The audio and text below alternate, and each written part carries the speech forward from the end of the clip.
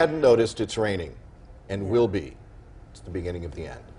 Not really. Sports Illustrated is calling the Dallas Mavericks front office basically like Animal House. A former Mavs president and CEO is at the center of these accusations, and Ginny Anchondo is here with these shocking details from this investigation. It is, and it's quite detailed. So this just came out last night, and so it's big news this morning. They talked to more than a dozen anonymous female employees, some former, some current, and they described the Mavs culture as being like a real-life Animal House. This report alleges that former Mavs president and CEO Tordima sexually harassed employees for years. Several women noted propositions for sex, inappropriate touching, and lewd comments.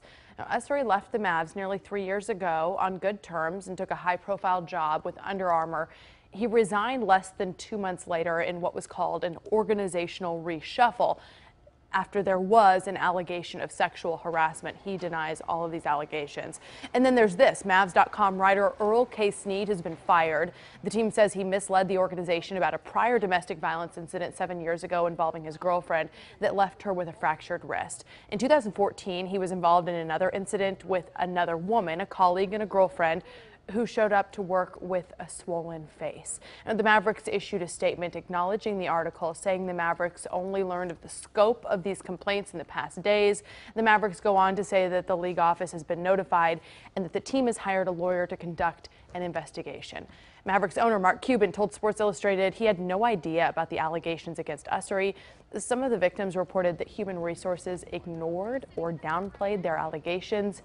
Cuban says the HR director has now been fired. Cuban told Sports Illustrated they are now making third-party counseling and support services available to all current and former Mavericks employees, and that they are not going to underestimate the pain that anyone that's been caused, to anybody affected. And he was really questioned too in this Sports Illustrated interview about, hey, you're known for being so involved, right? You are so heavily involved, and his response was, yes, heavily involved in the athletics of this, in the game, not necessarily what's going on in the office. All of these women, though, that are all being interviewed, you got to kind of know that something's going on, especially if you're the head of the organization. Well, Sports Illustrated just started interviewing and when I got the tips about it, but I mean, he claims. Yes. He's involved in basketball operations, not necessarily front office operations. And a lot of this stuff is from a long time ago, too. So he pointed out, look, this guy was already here when I got here, and now he's gone. Yeah.